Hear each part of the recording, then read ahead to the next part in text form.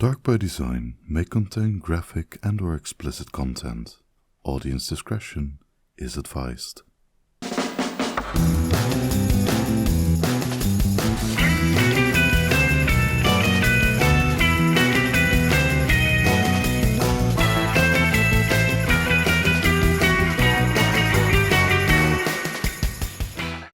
How do I even start this? Okay. We got this. 3, 2, 1. Yeah, we do. Buongiorno, my fellow power bottoms, and welcome.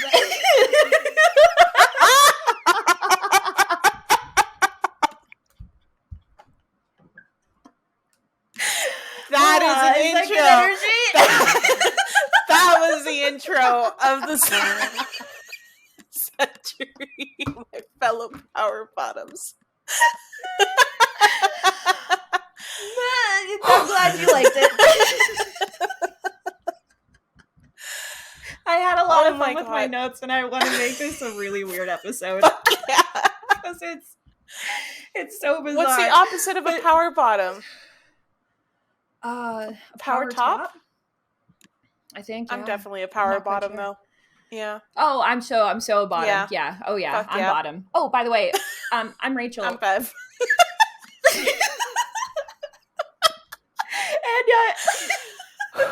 And you're listening to Dark by Design, the podcast where two creative gals share stories of the macabre to then pick them apart before the nightmares start. Thank you for joining us today. Truly, thank you for joining us. And like I said, honestly, a wacky topic calls for a wacky intro. And today we are talking about weird medical experiments from the early to mid 1900s, which is pretty exciting. And they include a headless chicken to goat testicles. Woo! Ooh, how exciting. Chickens and testicles, my two favorite things. Two favorite things, right? Two favorite things in the barnyard. Fuck yeah. It's such a cool topic. I love this so much. Thank you for bringing my attention to weird your topic, which I can't wait to get into. It's going to be great. On animals, nonetheless. PETA, don't come for us. Mm-hmm. Please. Yeah, I don't want to hear it. I really don't want to hear it. We are animal lovers, and this happened like 1950s and like beforehand. So I wasn't it's been even a while. A thought. Neither were you. Yeah. No, not at all. My mom wasn't even a thought. Yeah, I was like, I don't even think my mom was a twinkle in my grandparents' eye at the time. Yeah. But so it's been a while since these things have occurred. Yeah. But you can find more information, photos, videos, and sources cited on today's topic in the show notes and on the show's website at www.darkbydesignpodcast.com. Just kidding. Nope. At darkbydesignpodcast.com. Woo! I'll cut it. That was great. And thank you. And if you're on YouTube, don't forget to like, comment, and subscribe. And if you're listening on other streaming platforms, please rate us 5 stars and tell us what your cat's name is so we can give you a shout out on future episodes, because why not? Yeah. Or just leave us like a nice comment or something and like, help us out, because it, makes the algorithm like us, and we like it when it likes us. Yeah. You can also find us on our socials. I am at Miss Quirk with 2 Ks. I stream on Twitch, Instagram, and on YouTube. And Beverly, she is on Instagram, sometimes Twitch, and YouTube at Beverlocks with 2 S's, which our usernames are displayed down in the bottom left usually. So it depends on... Yeah, they're here. They're around. You can see our info. Yeah. So. Here we are. I'm just your hype girl. I'm just like, yeah, in the background. Yeah. You tell them. Yeah. You tell them all this information. You go, girl. Thank you. I'll tell you exactly where to find us. I cannot wait. Could you please? Oh, I am pumped. I have start been your story. So excited to talk about this. Because it is wild. Science is wild. Well, science, yeah. All right. Well, let's get into it. So, Will chickens be the new cockroach when the apocalypse Wanna anemone? start that over? Jesus. Will Oh. chickens be the new cockroach when the apocalypse inevitably comes? This chicken sure seems to be, especially after having survived for 18 months post-decapitation. So, all right. I'm starting off good. So Mike the chicken is known as a miracle after having lived for 18 months without his head. Miracle Mike is one of his many monikers, I guess. Miracle Mike. He's also known as Wyandotte Chicken, Mike the Headless Chicken. He has so many different names, but during this episode, we're just going to call him Mike the Headless Chicken. Although I kind of like Miracle Mike. It's kind of like Magic Mike. And now I'm just imagining this decapitated chicken stripping. Oh my god. Okay, so I love it. Mike the Headless Chicken. He's like, he's like giving you a show. Ooh, showing you his breasts. His chicken breasts. Showing you some thigh. Oh my god. He has like no head. And he's trying to like swing his hair. I was just thinking, imagine his head is stuck by like a tiny little piece of skin and it's just swinging. Kind of like meat spin, but with the chicken head. There will be no wig reveal. Not here. Oh my god. Okay, so he has several different names. Mike the Headless Chicken, Miracle Mike, and the Wyandotte Chicken. And his name was not Wyandotte Chicken. I read my notes wrong. He is a Wyandotte chicken, which are known mainly for their brown eggs, and tender, juicy meat. I was like, that's a weird name for Mike. They just call him Wyandotte Chicken? No. Mike the Headless Chicken / Miracle Mike is also known as a Wyandotte chicken, which are known mainly for their brown eggs and tender, juicy meat. So, Mike lived a good long 2-year life between 1945 and 1947. His unfortunate unend that ultimately brought this chicken to fame began when Mrs. Olsen chose a 5-month-old chicken to eat for supper. And this chicken looked so delicious, so supple, so tender as the Wyandotte chicken is known to be. Until he absolutely just fucking refused to die. He refused. He hung on to dear life. So Mrs. Olsen went out back looking for a nice little chicken to pluck for supper. And when she swung her axe to take Mike's head off, she completely missed the jugular vein. Okay. Yeah, so she missed his jugular, which is located in the neck and is responsible for taking deoxygenated blood from the head to the heart. And aside from missing the jugular, Mrs. Olsen also seemed to have left Mike's ear and brainstem intact. So this is either divine intervention or Mrs. Olsen just fucking sucks. Yeah, so she has terrible aim. Yeah. Also, how do you decapitate something without getting the jugular? Like, that makes no sense, right? Yeah, I mean, I'm sure chicken anatomy is completely different. Yeah, from I was like, anatomy, but very true. I will fully admit, I was like, I would like a diagram of what you're explaining. Yeah, because I'm very confused. Also, why didn't she just like swing twice? Yeah. Why not just kill the chicken? Why did you keep... Well, you know what? I won't speculate wildly. I'll let you finish. Because maybe you tell me. Maybe I do. I don't actually know. It's right here, but... Yeah, I was like, God, Mrs. Olsen, you either have the worst aim or the best aim. Yeah. Glass half empty, glass half full. We'll see. That's true. So... You just asked what ended up happening. How did this happen, right? So... Yeah. The reason she didn't swing the second time... Oh, shit. Okay, is because here we go. Mike kept on clucking. without a fucking head. Which, how do you do that without a beak? I thought the came from like the you know, like the mouth. So how does that work? How does that work? I don't know. Well, I lied. He didn't actually cluck. He tried to. Okay, that's fair. He tried to crow, but he barely could. Instead, he was producing a gross, like, gurgling sound in his throat. And, you know, she noticed this. And I feel like if it was me, I would try to put the chicken out of its misery. Just because I don't know if that's a gurgle of joy or a gurgle of pain. So I'm just going to assume that I completely just put an axe through this chicken's neck. It's definitely in pain. Feel it. Yeah. Why would you not let it go? Hit it. Yeah, exactly. Oh, so according to Mrs. Olson, he was still a happy-go-lucky chicken. He tried to peck for food and walk, although with limited success considering he doesn't have a fucking head. So he's just bashing the nub of the neck into the ground. This poor thing.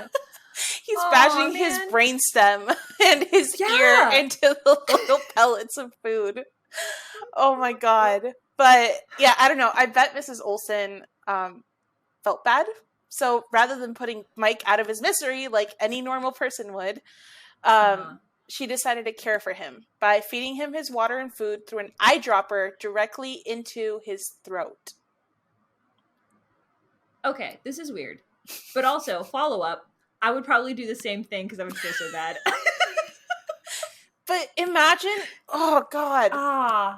Imagine it's a human without a head and you're feeding the human through the esophagus. Is it the esophagus? Mm-hmm. Mm-hmm. Yeah, that's the esophagus. Yeah. That's where that's your food pipe, right? Yes. Yeah, okay. I was in nursing school. That's fair. Yeah. And now I'm not, and it's very clear why. I was like, well, I was in forensics. I only studied bones. Bones. Oh my god. But yeah, I don't know. It's weird. I couldn't imagine trying to feed something through a pipe. That sounds disgusting, and the no, thank you. Moist noises coming out of it. That's something I don't want to deal with. Oh my god. But let's put ourselves into Mike's shoes real quick. Imagine being able to see and hear and cluck around like no one's business, and then at freaking 8 a.m. or 8 p.m., bam, out of nowhere, you can't anymore.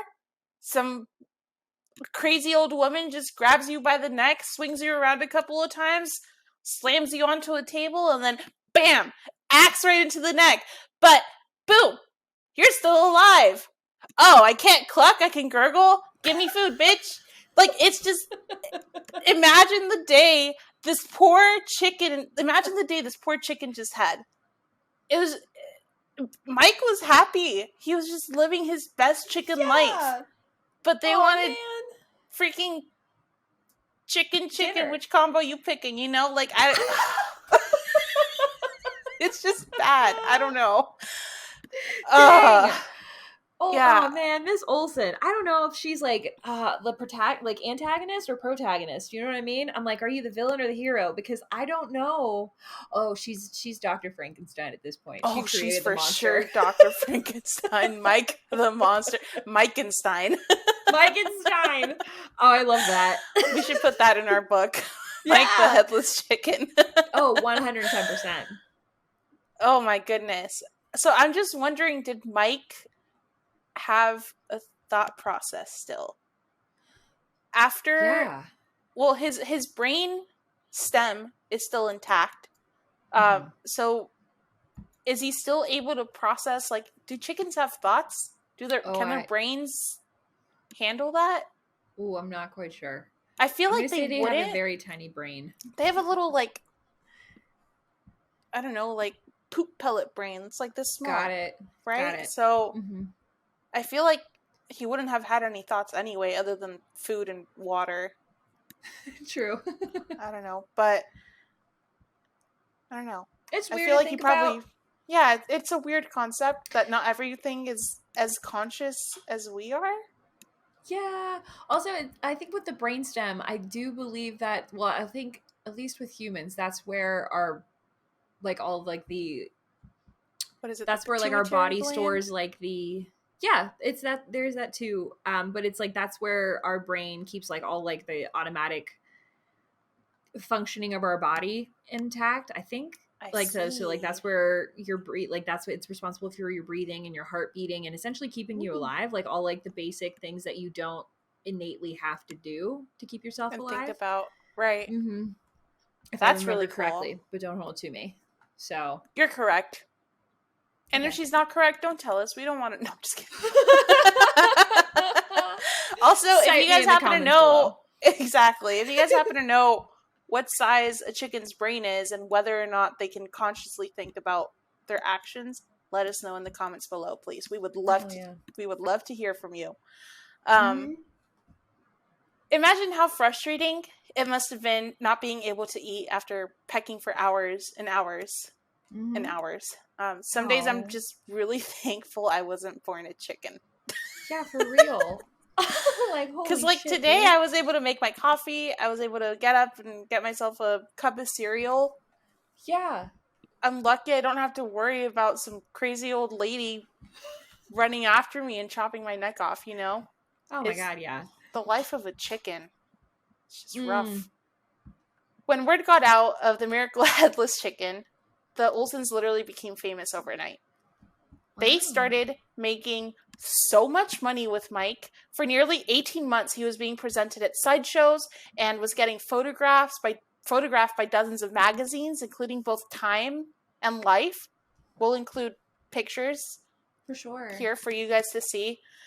And he was thought of as a celebrity back then. Everyone and their mother knew about Mike the Headless Chicken. Oh my god! Are you kidding me? So now I'm thinking, if Mrs. Olsen knew what she was doing, like if she heard the gurgling, did she? I don't know. Were the farmers back then like super keen on like animal anatomy? Like, did they know where the jugulars and stuff like? Like, I'm not saying she purposely didn't cut his head off correctly, but maybe she noticed the brainstem and the ear and all that stuff there, and she decided not to continue hacking at him. And maybe she's like, "Oh, Jim, we can make." I don't know if his name was Jim, but Jim, we can make money. Yeah, honestly, I think Suze saw that it was still trying to like wiggle around and move. Honestly, I think it was just maybe like a fluke. Like it was like a whoops, and now it's doing this. And so I honestly, they're probably like, oh, let's see how long we can keep the chicken alive for it and like make it a game out of it. And then like fuck yeah, they're like, oh, it's been like a day. Maybe we should like call NASA or take something. it to the and vet. Then yeah, but like now I'm like, all right. So you make a bank off of it now. So all right. Now I'm looking at Sophie and I'm like, no, I'm kidding. No. I'm kidding. Hey. Although sometimes at 3 a.m. when she does her stupid running, I really want to. But absolutely. I won't. Don't call PETA on me. Oh my goodness. It was rumored that at the height of Mike's popularity, the Olsens were actually bringing in about $4,500 a month.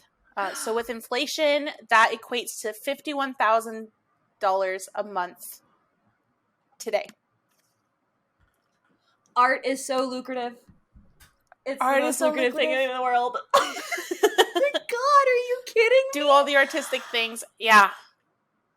Yeah. And I went to college. 51,000. Up until a month. 3 months ago, that's what I was making in a year. Working twice as much. All I had to do was present a chicken at a freaking carnival. It's so true. Oh my goodness. Do you think Magic Mike was like the equivalent of Grumpy Cat nowadays? You know what I mean? Yes, absolutely. Dang. He was a non-internet sensation because the internet did not exist until like the 90s. Yeah, 80s? listen up, kiddos. 90s. Yeah, 90s, I do believe. Back in my day. Yeah. Back in my day, we put the floppy disk into the towers, and that's how we saved our files.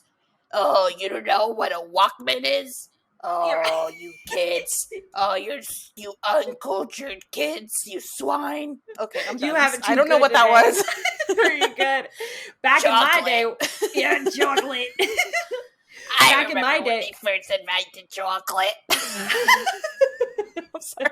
Back in my day, I'm sorry. Back in my day, we had dial-up. Back in my day, only one person could use the internet at a time. Yeah. And the phone. Yeah, and you couldn't use it when someone was on the phone. Back in my day, you had to pay per text message. Oh, man, I remember that. That was the worst. dumbest thing in the world. I ran my mom's bill up to like $600 once because I thought she was lying. In my defense, though, my sister used her credit card like 7 or 8 months ago and spent like $900 at Sephora. I'm not as bad. Putting that out there, do. I am the favorite child. Hell yeah. I did the math. Let's say Mike was only famous for 10 of those 18 months. In those 10 months, they ended up making $500,000 in today's money from touring with the Headless Chicken. Mrs. Olsen was probably so fucking happy they didn't have Mike for dinner that night. I mean, they were set for the rest of their goddamn lives. They made so much money in those 18 months that future generations were set for their lives and their great-grandchildren and their great-grandchildren because it just keeps inflating. And if they're smart with their money and they invest it into like real estate or some shit. True. Oh my god. There's no telling where the future Olsens are now. Very true. Could you imagine to be so lucky. 100, right? Could you imagine 100 years from now, there's a bunch of rich people sitting around a table of old money and they're like, oh, well, where did you, and talking about where they got their old money from and be like, oh, well, my grandfather was Kellogg's and my grandfather was McDonald's. There's some guy that's just well, my great grandma didn't decapitate a chicken right, and his name's Magic Mike. You can look him up, and here we are. And everyone at the table looks at them like that Chloe gif. Yeah. You. Oh man. See, that's how I want to become a millionaire. Not with a chicken, but something so incredibly stupid that people look at you and you're like, "Are you kidding me? That worked? Absolutely, it did." Yeah. Mm-hmm. If anyone out there is a comic artist, can you please make Rachel's bit into a comic? Because I would love to see that. Just the round table of millionaires and someone talking about, oh, can you make it into that meme where they throw the guy out of the window? You know which one I'm talking about? Yes, I know exactly what you're talking about. They're like, get out of here with your headless chicken. My great-grandmother made her money off of a headless chicken, and they pitch him out the window. Pitch him out the window. Poor guy, you can't. Oh my goodness. Yeah. Ultimately, Mike did end up dying while touring on the West Coast, specifically in Phoenix, Arizona, because Arizona is the fucking, Satan's armpit of the United States. It sucks. I hate Arizona. I'm sorry if you live there. I'm sure you're great. I'm sure you're wonderful. Your state sucks. That's fair. I hate it. It's hot. Yeah. No wonder he died. Yeah. You killed Magic Mike. You guys killed Magic Mike. He would have been alive to this day. He would have still been gurgling to this day if it wasn't for you. Instead of a lively gurgle, it's a senile gurgle. Very true. Yeah. Whatever that oh my goodness. Dang. This entire story is just incredibly bizarre.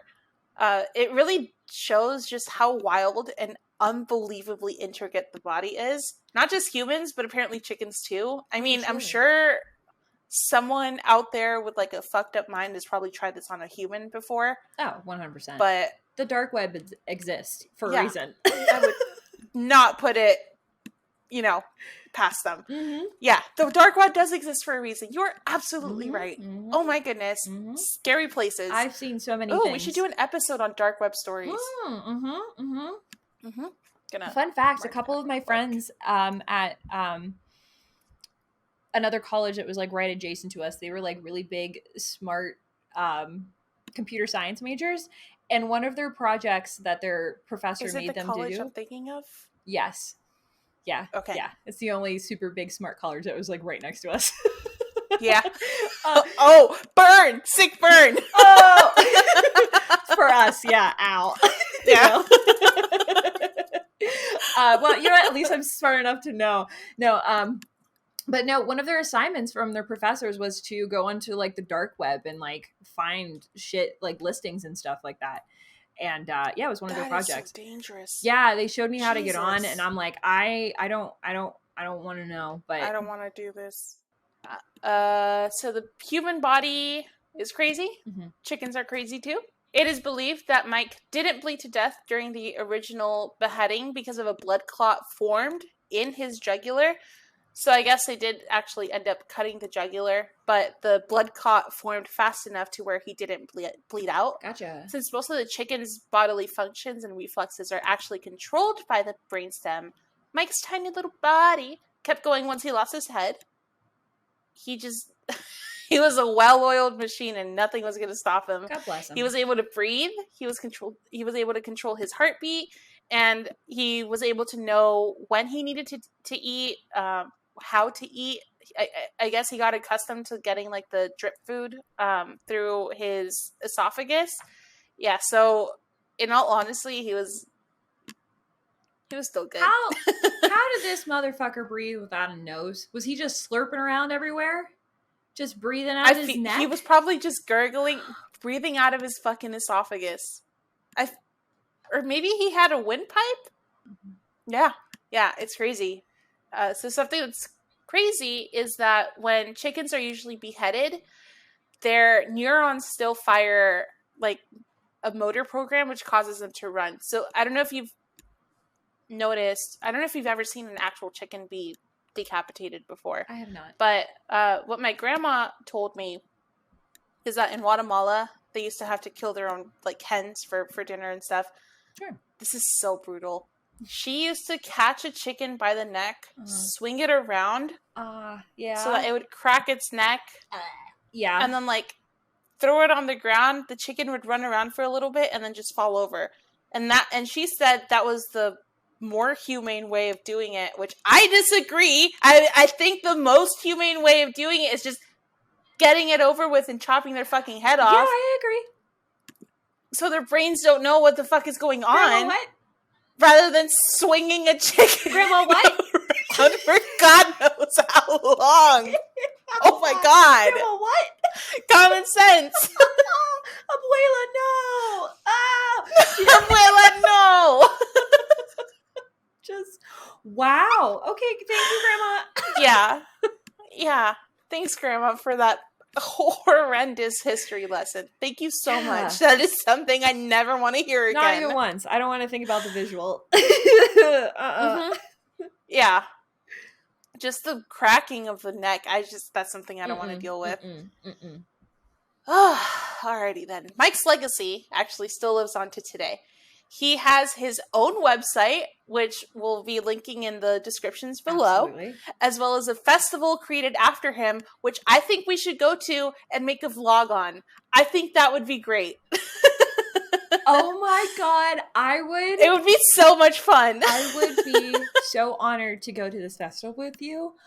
Oh, I want a t-shirt. Oh, and I want a hat. Oh, I'm going to get all of the Headless. I want a t-shirt and a hat. Yeah, I'm going to get all of the merch. Oh my God. I want a toy. I want like a little Headless toy.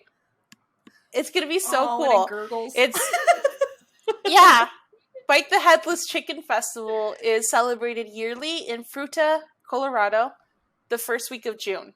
So I think we can go next year, maybe make like a Patreon exclusive vlog of oh my God, yeah. the festival, especially now that we're still in COVID, but since regulations are like loosening up. You know, they're better. Loosening up. it'll be easier. And like Colorado's like a good halfway point. Oh, absolutely. And we can smoke so much weed. Yeah. Oh my god, we're gonna be stoned. Yeah. My god. We're gonna be stoned out our minds at a Headless Chicken festival. This is so metal. I just ruled. This is so metal. I have never been more excited to do an activity in my life. Oh my god, this is the this is gonna be so great. Yes. Absolutely. Whoa. It's gonna be great. It's gonna be so great. Yeah, what do they do there? Oh my god. Each festival hosts a 5K run, which I'm sorry, I don't want to do in June. I hate running. Yep. I hate exercise, and especially in Colorado. Very much tell. Yeah, girl, same. But like also in Colorado with like the elevation difference. It's the no. Fuck no. No thanks. No. That sounds like a fainting spell waiting to happen, and that's not something I want to do. But aside from that horrendous sounding 5K run, there's a car show, backyard games, so like hacky sack and potato sack throwing and like the ring tosses. All right, yeah. I'm pretty sure it's expanded since then. Okay. Because more and more people are actually going. There's live music, there's food, there are artisan sellers. Would you like to be one day be like an artisan seller at the Headless Mike Festival? Oh, fuck yeah. I would absolutely love to. Imagine all of the merchandise we can make for that. Yeah. Oh my god. And we can totally cool. plug this episode in our podcast too. It'll be great. It'll be so much fun. Absolutely. That's gonna be. Hey, if you live in Colorado, in Fruita, Colorado, we're gonna be selling at a booth. Come buy our Headless Chicken merch. Yeah. Oh, think about it. Oh, this is It's gonna be so cool. And also in Fruta, there is a sculpture of Mike that is still up to today, specifically on the corner of Mulberry and Aspen. So if one of you lovely listeners happens to live in Fruta, or if you happen to stop there, please send us a picture. If you send it to us, we will post it on our Instagram, either on the story or in the feed. We'll figure it out. Please. Yeah. I would love to see this statue from like, one of our fans, but absolutely, you will forever like hold our hearts. Oh my god, that'd be the coolest thing in the world. Absolutely. Like, is it a chicken? Is he like in a heroic like cluck pose, or does he have like no head? Like, I want to know what the statue looks like. Oh, how exciting! I'll find pictures so that we could probably absolutely put them up. You do your editing magic. You are an editing genius. Thank you. And we'll find it. And we'll put it up. Oh, yeah. Well, maybe there's hope for humanity, there's hope for humanity in the future, and maybe, just maybe, one person will be able to survive without a head at some point. It's a scary thought, but if Magic Mike was able to do it, then so can you. Maybe we will too. Yeah. Uncle Sam wants you to survive without a head. So, yeah, he wants you to survive without a head. Because, like, fun facts, there's, like, this one chicken this one time, right? Oh, how fun. Wow. What an interesting story. Holy shit. Chickens, man. You know what, to be honest, when you first had mentioned Mike the Headless Chicken, I didn't read your notes, and I didn't read ahead or looked them up, anything. I like to be surprised, And I had assumed that it was like some, I don't know, drugged out scientist or just like some stupid whack job that's like, I need to like figure out like, I don't know, they're working on some experiment for a college and like accidentally did this. And then they were like keeping him alive through like machines, like an iron lung or something like that. And you're like, no, it's just like some lady that, it's just just a farmer that was just like, I'm going to take this like Headless Chicken on tour. That's insane. Oh my goodness. Maybe I'll take Sophie on tour because she knows how to talk. Where is she? Oh, she's not here right now. But when you say her name, she goes, "Aww." Hey, Sophie. Sophie, are you hungry? Just squeaks. So 1 honk means yes, 2 honks means got no. it. Oh my god, don't tell me that. When I come over to your house, I'm going to talk to your cat for hours. Oh my god. Oh, fuck yeah. She's like, Mom, when's Aunt Rachel going to leave? I almost said Uncle Rachel. Uncle Rachel. I love that. I'll take it. I'll be Uncle Rachel. It's fine. Oh my goodness. I feel like it's weird enough it matches my personality. Also, speaking of weird, this does not match my personality. But all right, folks. Are you ready for round 2? This wacky ass medical experiment. Thank you. All right. So if you, I'm ready. I'm so pumped. Thank you so much. Thank you so much. I can't wait. So if you liked the show intro, check this one out. What do erectile dysfunction and goat testicles have in common? John R. Brinkley was born in 1885.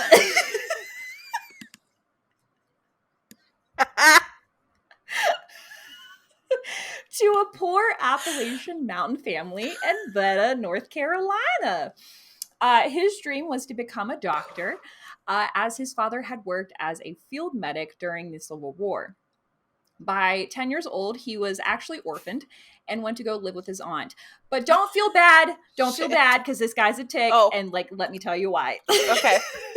So, like, at first, you'd be like, oh, I don't feel bad. Fuck this orphan. But, like, man, I don't know if he just had a rough life, and, like, this is the reason why that it made him do the things that he's gonna do. But, let me get into it.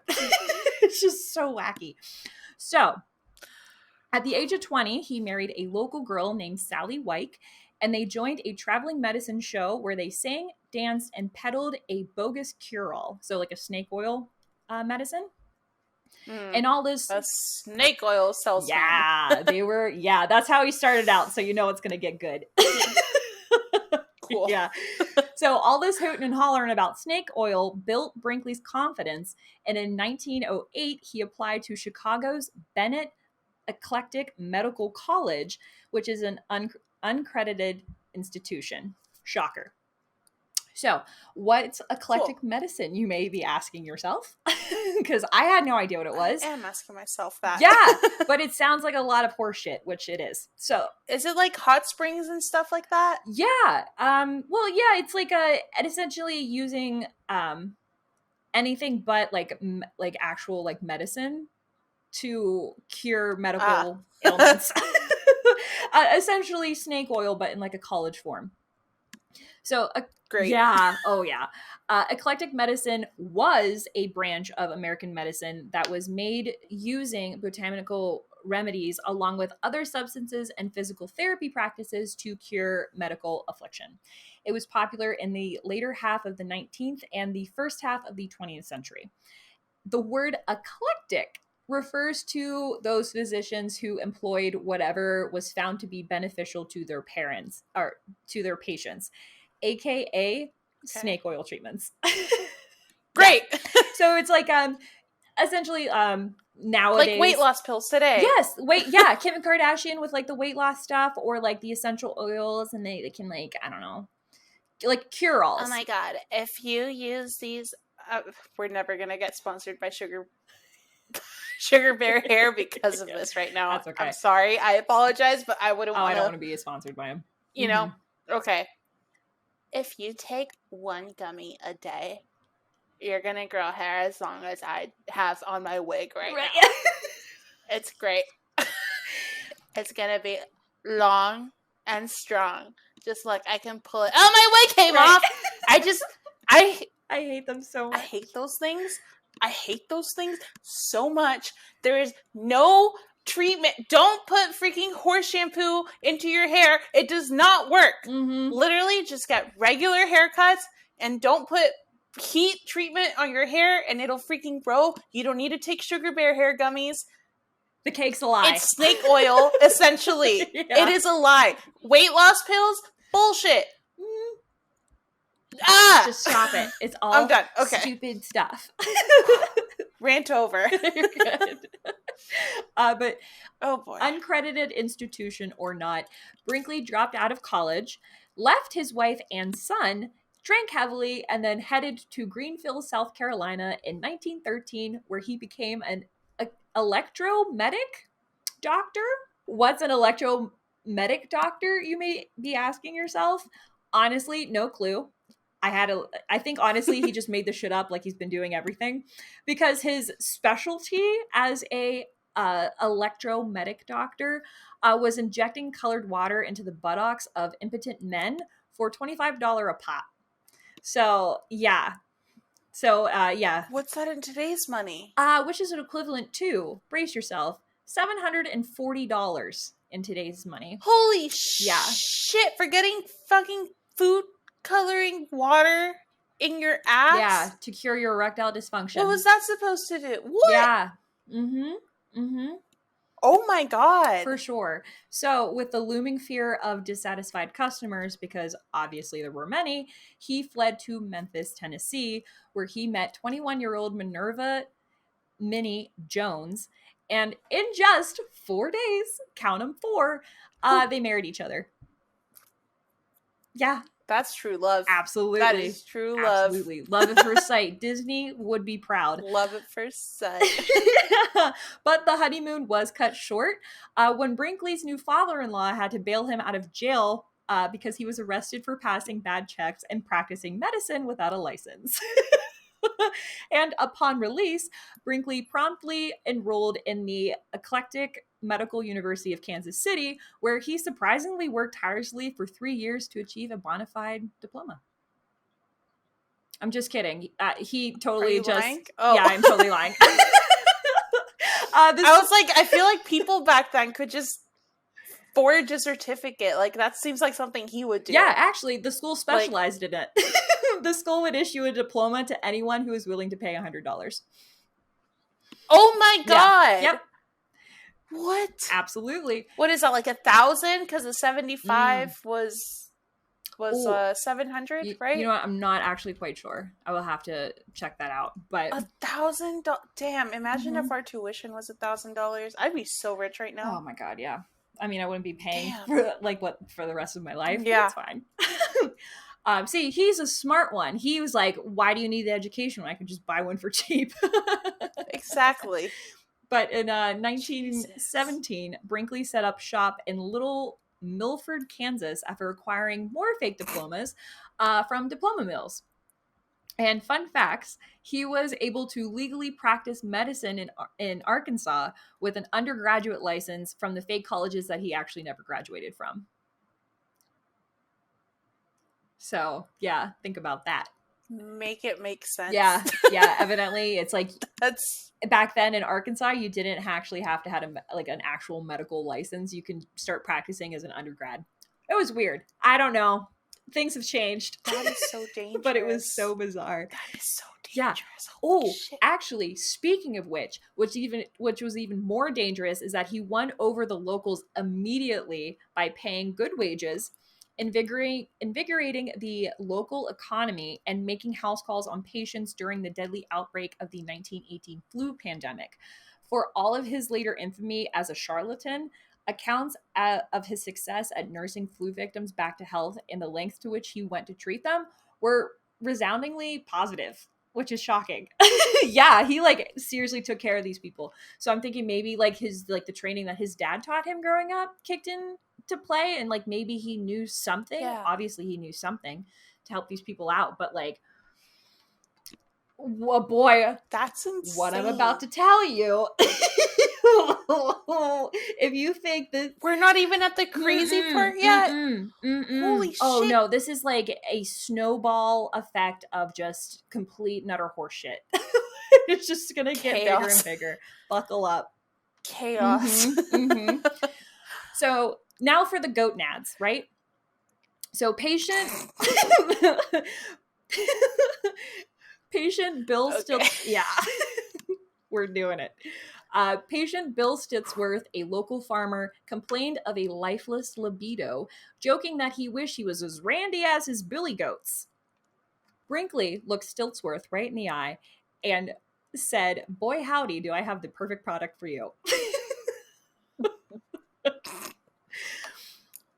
He had persuaded Stitsworth to let him insert a baby goat's testicle into his scrotum alongside his own homemade pear. Yeah. No balls? Too much balls. Yeah. Hey, 3 balls are better than 2, I guess. Jesus. Wait, do goats only have one testicle? No, I think he just decided to insert one of them. So essentially, just the one? one? Just the one. But it was also like a baby goat's Damn. testicle. It's really weird. It's like he was rocking with like 2.5 men. You know, the 2.5 men look. Bad joke. But anyway. Oh my God. Think about it. 2 weeks later, Stillsworth's case was a, quote, success. And it's mainly just due to like a placebo effect. But that didn't stop the men from thinking with the wrong head. Because suddenly, Berkeley became a popular surgeon in his hometown. And he was doing about 50 goat surgeries a month at $750 per head, which is in nowadays is equivalent to $22,223. $750 back then? Yes. Per head. Per head. Yeah, it gets worse. It gets so much worse. Wait. Mm-hmm. How many surgeries a month? 50 a month. You're telling me all of these motherfuckers in Arkansas were totally okay with getting goat testicles implanted next to their own testicles? Yep. Mm-hmm. How horny are they? Jesus Christ. Yep. And it was all to cure. God. Yep. It was all to cure libidos, like to get your sex drive back, and to cure like erectile dysfunction and like anything that you could possibly think of that has to deal with like that area. He just kind of threw in and said like, hey, goat testicles will cure that. Yeah. Having goat testicles just sewn imagine into your ball sack. Mm-hmm. Medical treatment in the 1910s. Mm-hmm. There's no going to sleep. Mm-hmm. You're under the knife while you're awake. Anesthesia sucks. Mm-hmm. And the sterilization, imagine how it... just blue cheese on both of your balls, the goat ones and the freaking human ones. Oh, that's disgusting. Yeah. No, it is awful. And on top of it too... feel it. Just imagine hooking up with a guy in college, right? Imagine you're in college in Arkansas, and he whips out his dick, and then boom, there's 3 balls. What would you do? What would you do if you see off 3 testicles on a motherfucker? And he looks down. I would laugh. Me too. I would laugh so hard, and I'd be like, is that a tumor? What is this? I have many questions. Could you imagine? No, I never even thought about like hooking up with somebody that'd be like, yeah, it's just a goat testicle. It's to increase my libido. Could you fucking imagine? I'd be like, I'm out. Yeah. I was like, you know what? No. Mm-mm. That's basically having sex with a goat. I am not into bestiality. Thank you very much. Yeah, no thank you. Furries, no. Not my thing. Crazy.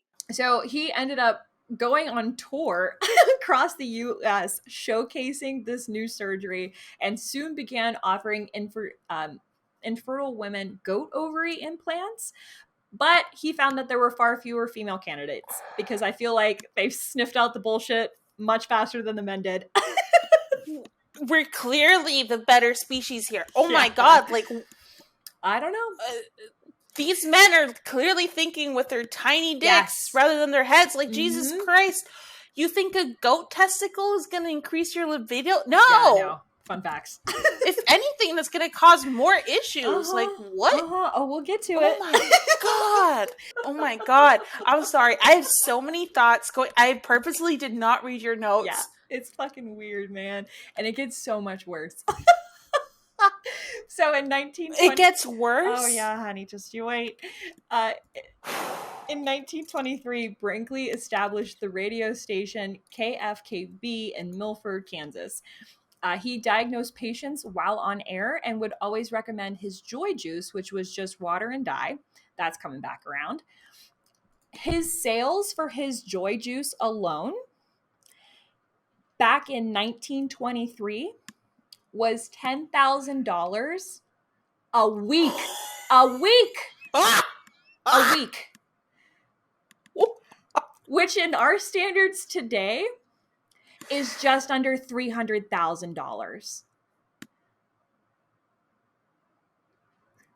Art is lucrative. Art is very lucrative.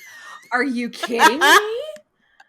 Fun facts. Holy shit. Yeah, but the Federal Radio Commission was like, what the fuck, dude? And they ended up revoking his broadcast license in June of 1930, and September of the same year, his medical license was revoked by Kansas Medical Board. But that didn't stop his medical license. His medical license. But that didn't stop Big Brain Brinkley. He then ran for governor of Kansas twice and would have won both times if the state attorney general had not ruled that the doctor's write-in votes had to read J.R. Brinkley and that any other spellings would be avoided vote. So you had to specifically put J.R. Brinkley because there were so many people that were obsessed with him and thought this man was God. He had convinced so many people. Trump supporters.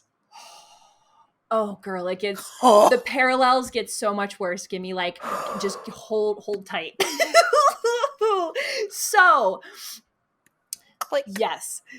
So Brinkley, upset that his First Amendment or right to freedom of speech was violated, he relocated to Del Rio, Texas on the Mexican border, where he opened a clinic to resume his goat gland work and added the equally sketchy and disgusting prostate surgeries to his repertoire. What exactly he did with the prostate surgeries, we don't know because it was different every time.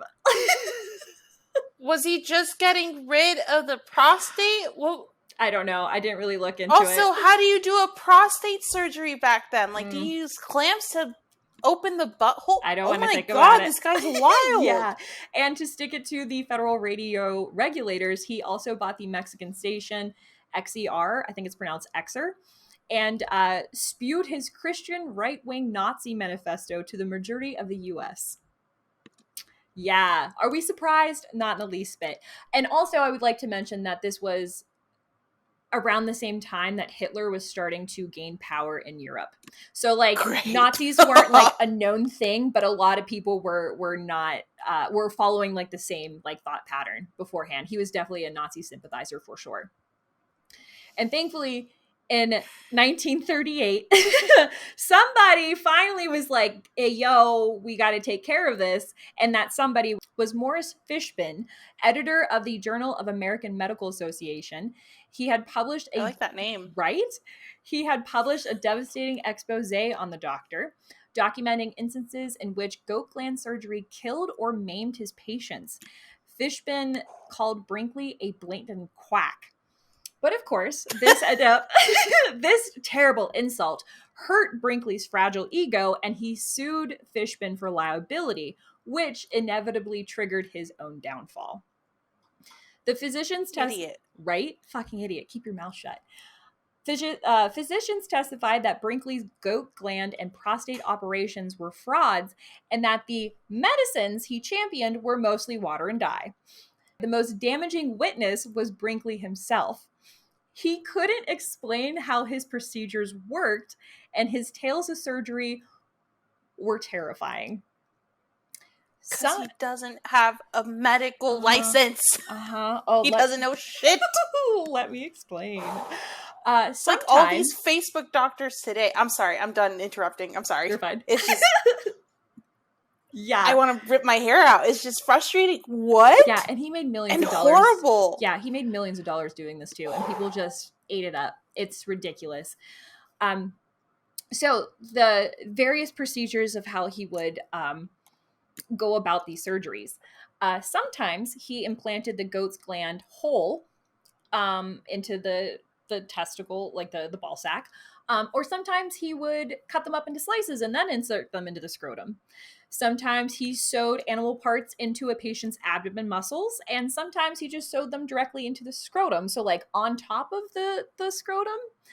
And on several occasions, he just hollowed out the man's testicles and sewed in goat glands inside. Just completely castrated the man and replaced him with goat glands. Yeah. I'm hung up on, what's the point of putting it on the abdomen? No idea. But he was just like, it works. And someone said, okay. So what, just a walking human cow at that point? I don't know. But it's just like there's a man that was just walking around with goat testicles surgically sewed to his abdomen to help him with erectile dysfunction. Yeah. So as one could imagine, science. And as one could imagine, this grossed out the all-male jury who ruled in favor of Fishman, finding that Brinkley should be considered a charlatan and a quack. Lawsuits soon bankrupted Brinkley and ended his career. Brinkley then suffered 3 heart attacks and an amputation of one of his legs due to the poor circulation, and finally died penniless in 1942, just 4 years after Fishman published his article. And actually... You know what would have fixed his amputated leg? Huh. Testicles. Right? You bitch. Yeah, why didn't you just sew your goat glands to your legs if they were going to work so well? Exactly. Stupid bastard. Yeah, and you know what? Believe it or not, this is just a brief overview of this man's life. This is brief. This isn't even like half of it. This is just scraping the surface. There's so much more. Can we do a deep dive episode into this motherfucker? Yeah, no, because I would love to bash him some more. Absolutely. Oh my god. Yeah, honestly, personally, I would recommend looking the guy up. There's so many film and like movies made out of him. There was like a recent animation that was made from him, and I think it's called Nuts, if I remember correctly.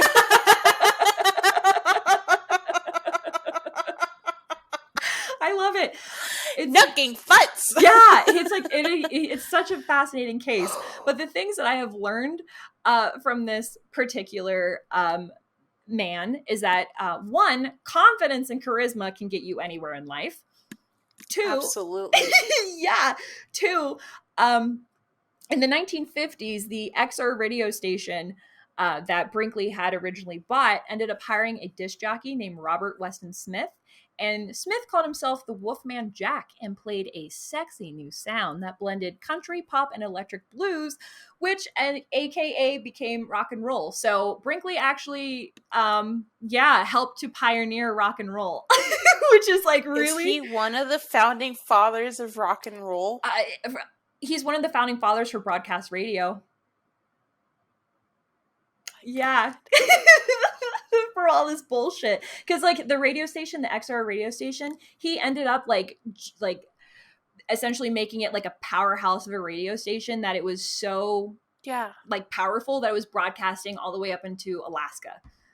So like he literally made like a broadcast, like he pioneered broadcast radio, which is insane. Like this crazy asshole that did so much hurt and damage to so many people created so many really cool things. And the last thing that I would like to touch on, speaking of cool things that were created from this guy, is that while he was in Kansas, when he first started the goat surgeries, they were so successful that he ended up sponsoring a little league team, and he called them the Brinkley Goats.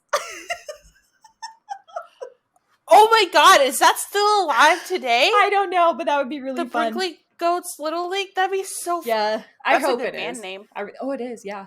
But yeah, no, that's John R. Brinkley. He's such like a very like weird dude. So I would love to do a deep dive with him because there's just so much to talk about.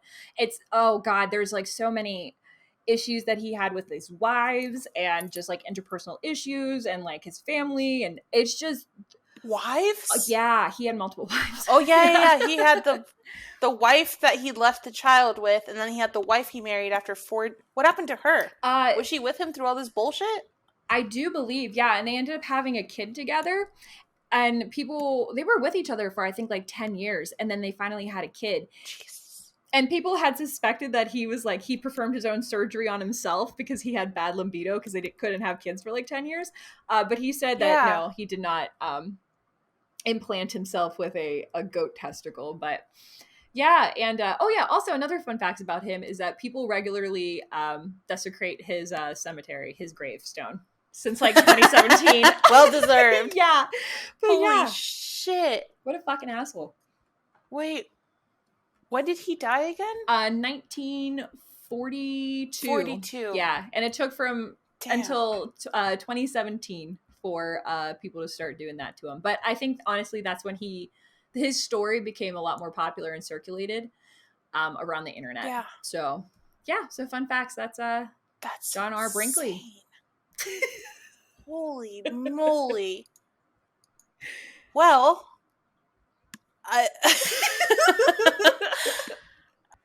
thank you guys so much for, listening to this wild ride of an episode.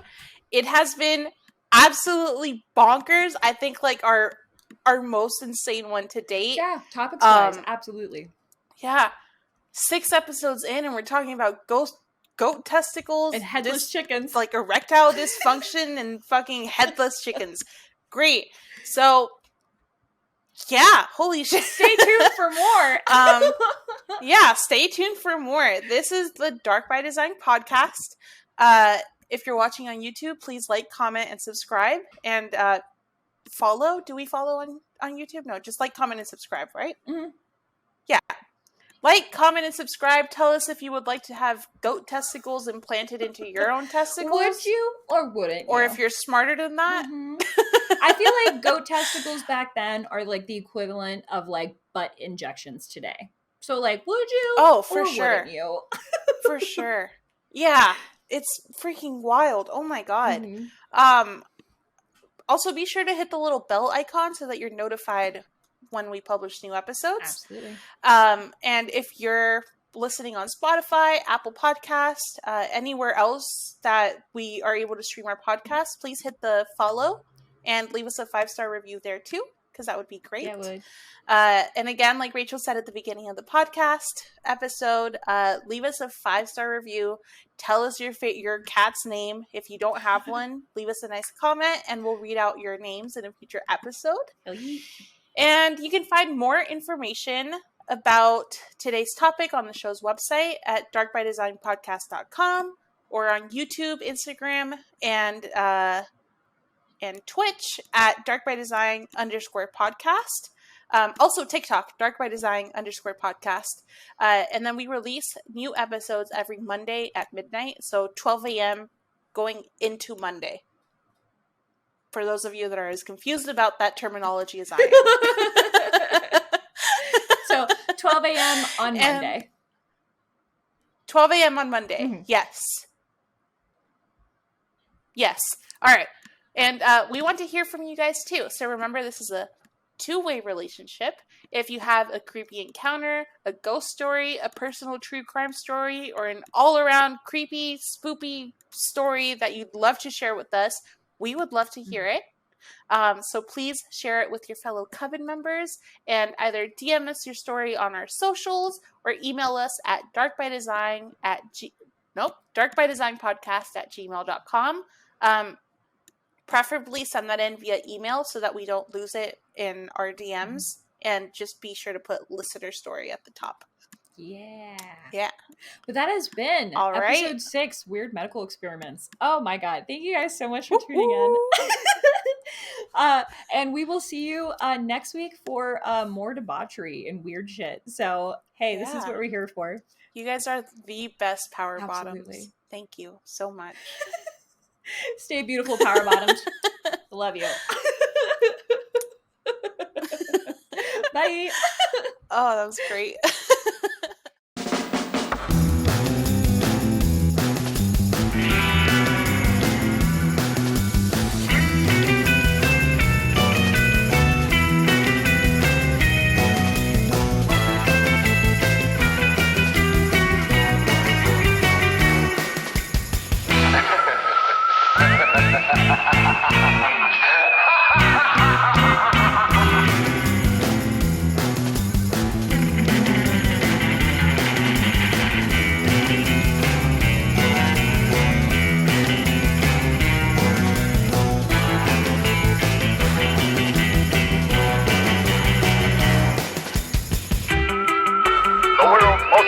Monster. Never have you known such cringing terror, such sudden shock.